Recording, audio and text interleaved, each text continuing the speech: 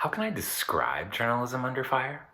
Well, it's a conference, an event. It's a gathering of people united in their concern for journalism, for the killed and persecuted journalists, for failing local newspapers, for what happens to us, to our democracies, when leaders attack the independent media. And so our organization, the Santa Fe Council on International Relations, convened our first Journalism Under Fire conference in 2018, asking, are we free without a free press? We brought speakers from The Washington Post, from The Economist, from the Committee to Protect Journalists, and through our long-standing partnership with the U.S. State Department, 48 journalists from around the world. It was riveting. It was absolutely compelling. It was the greatest professional experience of my career.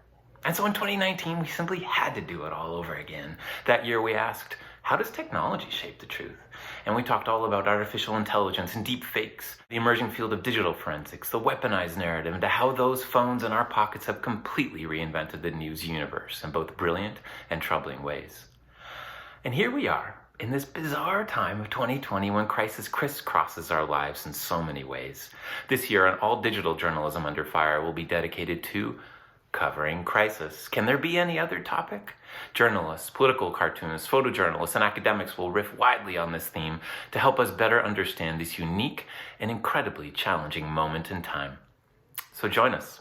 It all begins on November 10th. I'm just looking for a sign.